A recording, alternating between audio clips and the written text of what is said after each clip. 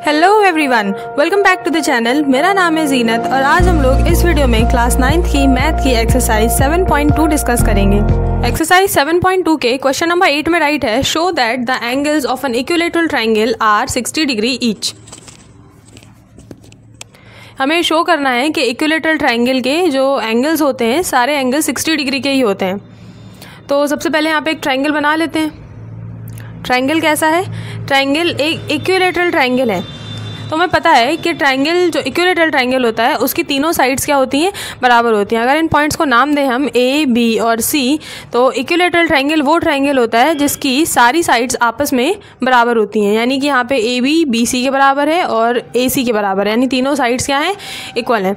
अब जबकि तीनों साइड्स इक्वल हैं तो इनके तीनों एंगल्स भी क्या होंगे? इक्वल होंगे। जैसे यहाँ से देखेंगे, इसके सामने का एंगल ये, इसके सामने का एंगल ये, दोनों बराबर होंगे। इन दोनों साइड को देखेंगे तो इसके सामने का एंगल ये और इसके सामने का एंगल ये बराबर होंगे। अल्टीमेटली आप ये देखेंगे कि ये जो तीनों एंगल हैं ये भी क्या होंगे? बराबर होंगे। इक्विलेटरल ट्राइंगल वो ट्राइंगल होता है जिसमें तीनों साइड्स इक्वल हैं। तीनों साइड इक्वल होने की वजह से उसके तीनों एंगल्स भी क्या हो जाएंगे? इक्वल हो जाएंगे। तो सबसे पहले हम यहाँ पे राइट करेंगे, in triangle A B C, A B C triangle में क्योंकि ये इक्विलेटरल है तो हमारा जो ए बी है वो किसके बराबर है? ए सी के बराबर है और ए बी के बराबर है। तीनों जो साइड्स हैं वो इक्वल हैं। सॉरी, यहाँ पे बी सी लिखना चाहिए था, ए बी डबल टाइम हो गया। यहाँ पे लिखेंगे B C. A B is equal to A C is equal to B C, जिसकी वजह से हमारा एंगल ए इक्वल है एंगल बी के, इक्वल है एंगल सी के। तीनों ही एंगल्स क्या हैं?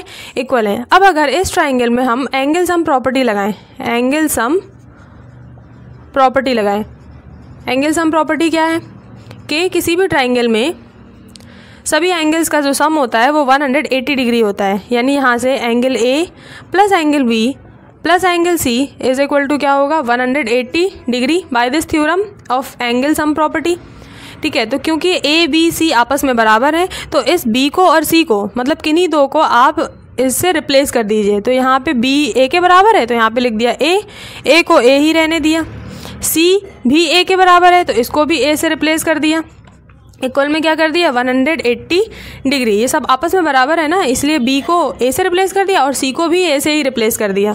तो क्योंकि 3 बार एंगल ए लिखा हुआ है तो यहाँ पे राइट कर देंगे 3 times angle A is equal to 180 degree.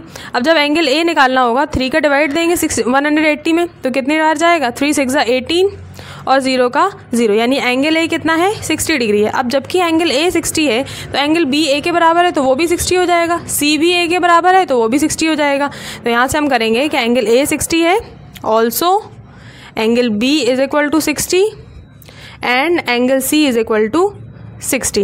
तो सभी 60 हो गए। बस यही प्रूफ करना था, यही हमारे क्वेश्चन का आंसर है। आई होप आपको क्वेश्चन समझ में आया होगा। आज की वीडियो में बस इतना ही। मिलते हैं हम लोग नेक्स्ट वीडियो में। तब तक के लिए वीडियो को लाइक कीजिए और चैनल को सब्सक्राइब कीजिए। Thank you so much for watching.